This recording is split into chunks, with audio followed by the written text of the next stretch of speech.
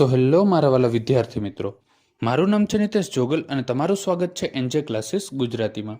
તો વિદ્યાર્થી મિત્રો, આજે આપણે જોવાનું છે ધોરણ 9 વિષય ગુજરાતી અને તેનું ચેપ્ટર નંબર 1 કે જેનું નામ છે સાંજ સમે સામળીઓ, અને એની જે ગવર્મેન્ટની સ્વાધ્યાયપોથી છે તેનું સોલ્યુશન આજના વિડીયોની અંદર આપણે જોવાનું છે.